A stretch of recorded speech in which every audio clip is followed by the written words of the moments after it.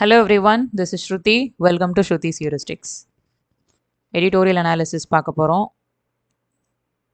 இந்த எடிட்டோரியல் தான் time and change அப்படின்றது. ஸோ என்ன அப்படின்னு பார்க்கலாம். அதுக்கு முன்னாடி வெக்கேப்ஸ் படிச்சுட்டு வந்துடலாம். ஸோ இந்த வெக்கேப்ஸ் எல்லாமே ரொம்ப இம்பார்ட்டன்ட். நான் இந்த லிங்க்கு, இந்த ஒன் நோட்டோட லிங்க் இருக்கும் இல்லையா, அதை வந்து நம்ம குரூப்பில் வந்து பின் பண்ணி வைக்கிறேன்.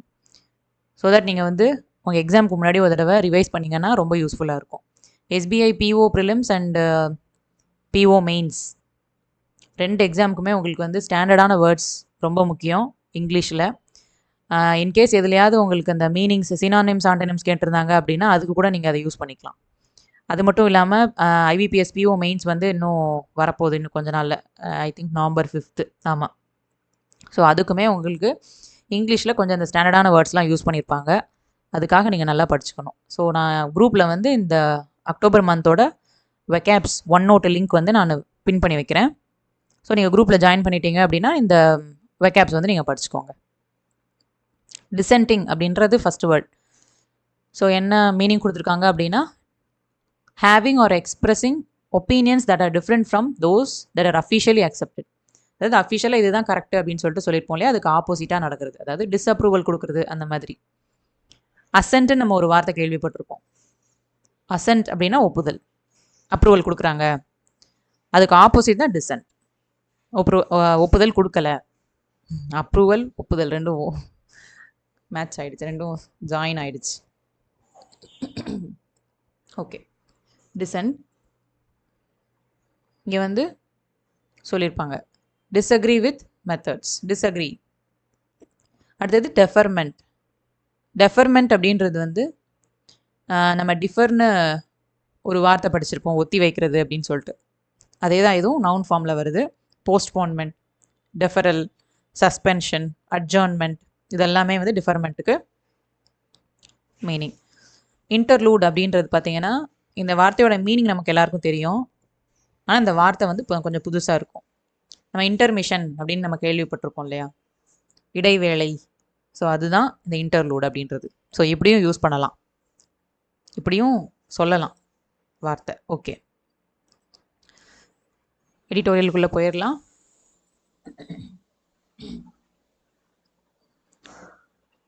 Time and change. நீங்கள் இந்த பேசேஜ் ரீட் பண்ணிங்கனாலே எதுக்காக இந்த டைட்டில் கொடுத்துருக்காங்க அப்படின்றது தெரிஞ்சிடும். Panel should be given more time to study new criminal laws. Criminal லாஸுக்கு ஏதோ ஒரு பேனல் வந்து ஃபார்ம் பண்ணியிருக்காங்க. அந்த பேனல் வந்து இப்போ ரிப்போர்ட் மேபி சப்மிட் பண்ணியிருந்துருக்கலாம். ஸோ அதை அவங்களுக்கு வந்து இன்னும் கொஞ்சம் டைம் கொடுக்கணும் அப்படின்னு சொல்கிறாங்க. நியூ கிரிமினல் லாஸை படிக்கிறதுக்கு இன்னும் கொஞ்சம் டைம் கொடுக்கணும் அப்படின்னு சொல்லிட்டு சொல்கிறாங்க.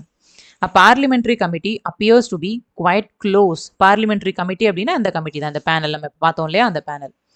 ஸோ அவங்க என்ன பண்ணுறாங்க அப்படின்னா குவைட் க்ளோஸ், ரொம்ப அந்த முடிக்கிற ஸ்டேஜுக்கு வந்துட்டாங்க, அவங்களோட ரிப்போர்ட்டை ஃபைனலைஸ் பண்ணுற ஸ்டேஜுக்கு வந்துட்டாங்க. எதில் அப்படின்னா அந்த 3 bills seeking to replace existing criminal loss. இந்த கிரிமினல் லாஸ் பற்றி இந்த நியூஸ் வந்து நம்ம ஒரு 2-3 வாரத்துக்கு முன்னாடி படிச்சிருப்போம் அப்படின்னு நினைக்கிறேன், அல்லது ஒரு லாஸ்ட் மந்த் கூட நம்ம வந்து படிச்சிருக்கலாம். அந்த கிரிமினல் லாஸ்க்கு வந்து ஒரு 3 bills வந்து புதுசாக இன்ட்ரடியூஸ் பண்ண போகிறாங்க அப்படின்னு சொல்லிட்டு நம்ம பார்த்தோம். ஸோ அந்த கிரிமினல் லாஸ்க்கு பில்ஸ் வந்து புதுசாக ரீப்ளேஸ் பண்ணுறாங்க. அதாவது ஆல்ரெடி இருந்தது தான், இதை இப்போ வந்து கொஞ்சம் வேறு ஏதாவது சீர்திருத்தங்கள் மாற்றி இப்போ இருக்கிற காலகட்டத்துக்கு ஏற்ற மாதிரியான லாஸ் எல்லாம் கொண்டு வரணும் இல்லையா, அதுக்காக கொஞ்சம் மாற்றம் மாதிரி செய்கிறாங்க. ஸோ அந்த முடிக்கிற ஸ்டேஜில் வந்து இருக்காங்க, இந்த பில் செஞ்சிட்ருக்காங்க. Parliamentary standing committee on home affairs has postponed the adoption of the draft report following demands from the opposition members that they be given more time to study it. So இப்போ வந்து home affairs தான் இந்த பில்லுக்கு வந்து responsible. இதுலேருந்து நம்ம தெரிஞ்சுக்கணும். So ஒரு ஜிகே கொஸ்டின் மாதிரி கூட நமக்கு இருக்கும். ஹோம் அஃபேர்ஸ் தான் இந்த கிரிமினல் லாஸில் ரீப்ளேஸ் பண்ணி இப்போ புதுசாக லாஸ் கொண்டு வர போகிறாங்க இல்லையா, அதுக்கு ரெஸ்பான்சிபிள் யார் அப்படின்னா ஹோம் அஃபேர்ஸ். ஸோ அவங்க இப்போ என்ன பண்ணுறாங்க அப்படின்னா போஸ்ட்போன் பண்ணுறாங்க இந்த பில்லை வந்து அடாப்ட் பண்ணுறதுக்கு. அடாப்ட்னா என்னது, அதை வந்து எல்லோரும் ஏற்றுக்கிறதுக்கு. ஏன் அப்படின்னா அப்போசிஷன் மெம்பர்ஸ் என்ன பண்ணியிருக்காங்க அப்படின்னா அந்த ரிப்போர்ட்டுக்கு இன்னும் கொஞ்சம் டைம் கொடுத்து நிறைய ஸ்டடி பண்ணி தெரிஞ்சு நிறைய விஷயங்கள் பண்ண வேண்டியது இருக்குது, அதுக்குள்ளே எடுத்தோம் கவுத்தன் செய்ய முடியாது, அதனால் நிறைய டைம் கொடுங்கன்னு அப்போசிஷன் மெம்பர்ஸ் கேட்டிருக்காங்க. ஸோ அதனால் என்ன பண்ணியிருக்காங்கன்னா ஒத்தி வச்சுருக்காங்க.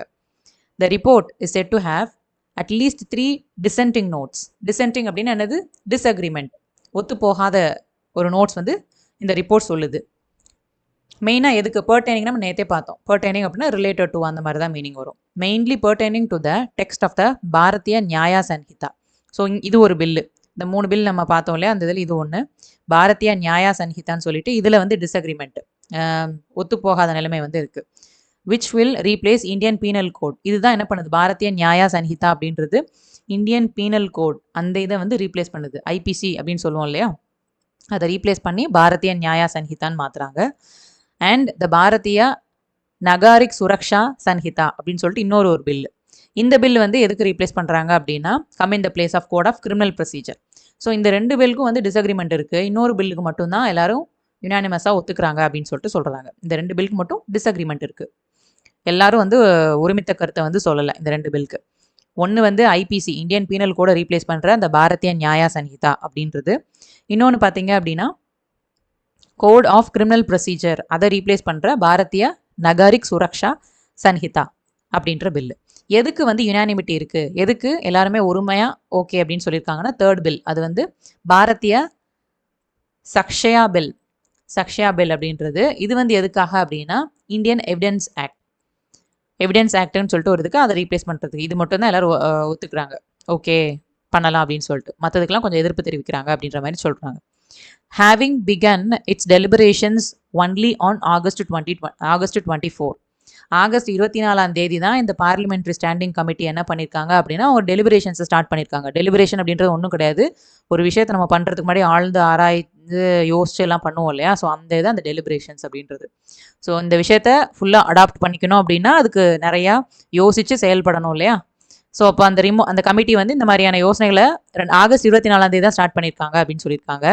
அண்டு 12 சிட்டிங்ஸ் மட்டும்தான் வச்சுருக்காங்க இது வரைக்கும் அப்படின்னு சொல்லிட்டு சொல்கிறாங்க. There may be questions about the adequacy of the scrutiny. So அதனால் எதுக்கு கொஷின் எழும்புது அப்படின்னா ஸ்க்ரூட்டினி, அதாவது கரெக்டாக அந்த ரிப்போர்ட்டெல்லாம் கரெக்டாக அவங்க ஸ்க்ரூட்டினி பண்ணாங்களா, தேவைப்படுற ஸ்க்ரூட்டினியாக இருக்கா அப்படின்னு சொல்லிட்டு ஒரு கொஷின் எழும்புது. இல்லைன்னா இன்னும் கொஞ்சம் அவங்க கவனிக்கணுமா அப்படின்ற மாதிரியான கொஷின் வந்து எழும்புது.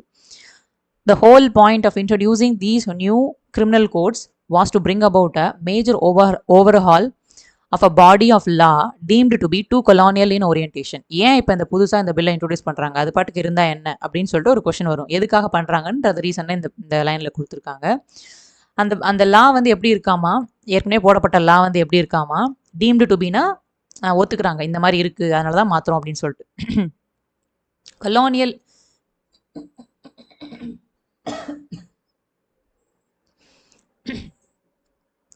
கலானியல் இன் ஓரியன்டேஷன் அப்படின்னா இந்த பிரிட்டிஷ் இருந்தாங்க இல்லையா, அவங்க இருந்தப்போ கலானியல், அதாவது எல்லா கண்ட்ரீஸையும் காலனி கண்ட்ரீஸ்னு சொல்லுவாங்க. ஸோ அந்த மாதிரி வச்சு ஆட்சி பண்ணிட்டு இருந்தாங்க. ஸோ அந்த காலகட்டத்துக்கு ஏற்ற மாதிரி தான் இருக்குது, இப்போ இருக்கிற புது ட்ரெண்டுக்கு ஏற்ற மாதிரி இல்லை அப்படின்ற மாதிரி சொல்கிறாங்க. Any meaningful study of these bills are to have involved wide consultations among stakeholders across the country.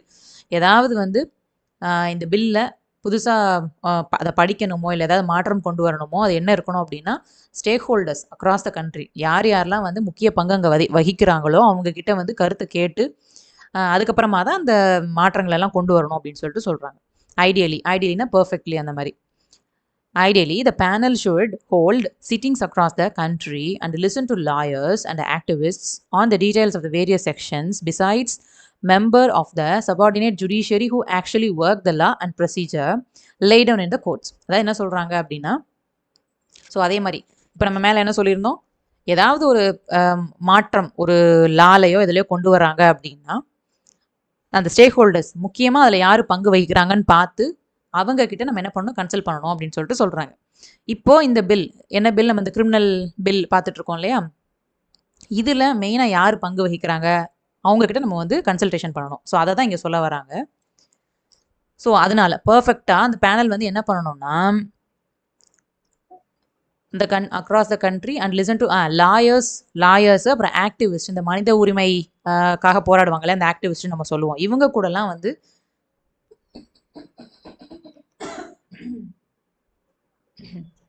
இன்னைக்கு ஓவரா ஜாம் ஆகுது, இவங்க கூடலாம் வந்து அந்த பேச்சுவார்த்தை நடத்தணும் அப்படின்றாங்க. ஓகேவா.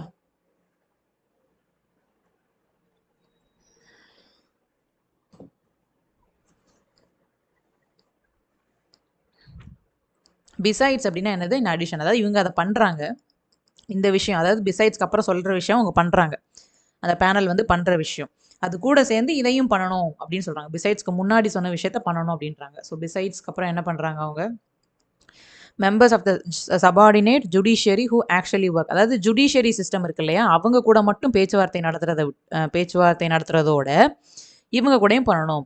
லாயர்ஸ் கூட, ஆக்டிவிஸ்ட் கூட, இவங்க எல்லாரும் கூடயும் என்ன பண்ணணும்னா பேசணும். அப்புறம் அவங்களோட கருத்தை வந்து நம்ம கேட்கணும், அந்த பேனல் மெம்பர்ஸ் கேட்கணும் அப்படின்னு சொல்லிட்டு சொல்கிறாங்க. ஸோ இதுக்கெல்லாம் கண்டிப்பாக டைம் தேவைப்படும். அதுக்கு தான் மேலே உள்ள ஹெட்டிங் டைம் அண்ட் சேஞ்சுன்னு கொடுத்துருப்பாங்க. The demand for more time to examine the report has emerged because the draft report was said to have been circulated in English only days before it was scheduled to be adopted, and that the Hindi version was made available only on the eve of the sitting. So எதுக்கு இப்போ more time வந்து demand பண்ணுறாங்க அப்படின்னா, அதாவது opposition தானே இப்போ வந்து demand பண்ணுறாங்க, இன்னும் கொஞ்சம் இந்த கமிட்டிக்கு வந்து நிறைய டைம் கொடுங்க அப்படின்ற மாதிரி சொல்கிறாங்க. ஏன் அப்படின்னா, ஒன்லி ஹிந்தி வேர்ஷன் மட்டும்தான் அவைலபிளாக இருந்தது. அப்புறம் அந்த பில்லை வந்து அடாப்ட் பண்ணுறதுக்கு முந்தின நாள் தான் ஹிந்தி வேர்ஷன் வந்து கொடுத்தாங்க, முந்தின நாள் நைட்டு தான் வந்து ஹிந்தி வேர்ஷன் கொடுத்தாங்க அப்படின்றாங்க. ஸோ தட் எங்களால் ரீட் பண்ண முடியலை அப்படின்னு சொல்லிட்டு சொல்கிறாங்க. ஸோ இதுக்காக தான் டைம் வந்து டிமாண்ட் பண்ணுறாங்க அப்படின்னு சொல்கிறாங்க. The panel's next morning is scheduled for November 6. So அடுத்த மீட்டிங் வந்து மார்னிங்னு சொல்லிட்டேன்னா, நெக்ஸ்ட் மீட்டிங் வந்து November 6 இது பண்ணியிருக்காங்க, ஸ்கெடியூல் பண்ணியிருக்காங்க. It would be unwise to treat the current deferment as nothing more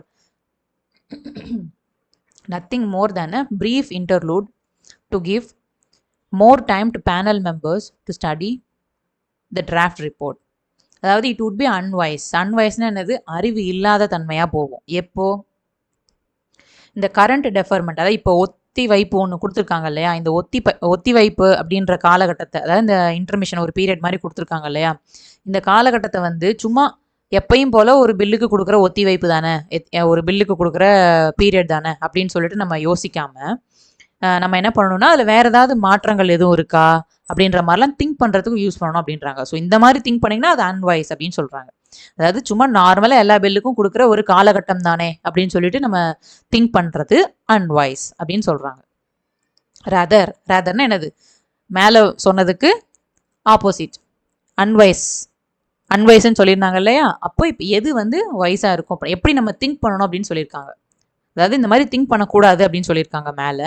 so இங்கே எப்படி திங்க் பண்ணணும் அப்படின்னு சொல்லியிருக்காங்க. It should be seen as an opportunity. எப்படி பார்க்கணுமா, ஒரு ஆப்பர்ச்சுனிட்டியாக பார்க்கணுமா. என்ன மாதிரி opportunity, to extend the time given to the committee by a few more months. ஒரு இன்னும் கொஞ்சம் நமக்கு அதிகமான காலகட்டம் கிடைச்சிருக்கு, அந்த இன்னும் அந்த பில்லை வந்து வேற ஏதாவது சேஞ்ச் பண்ண முடியுமா அப்படின்னு நம்ம நல்லா அனலைஸ் பண்ணுறதுக்கோ, இல்லை வேறு ஏதாவது நம்ம கவனிக்காமல் விட்டுட்டோமா அப்படின்றதையும் பார்த்துக்கிறதுக்கும் ஒரு டைம்னு சொல்லிட்டு பார்க்கணும் அப்படின்னு சொல்லியிருக்காங்க. The government seems to be keen on getting the bills introduced in parliament and passed during the winter session. So government வந்து என்ன பண்ணுறாங்கன்னா, வின்டர் செஷன்லேயே அதை முடிச்சிடணும், இந்த பில்லை வந்து பாஸ் பண்ணி முடிச்சு தள்ளிடணும் அப்படின்னு சொல்லிட்டு அவங்க நினைக்கிறாங்க கவர்மெண்ட்.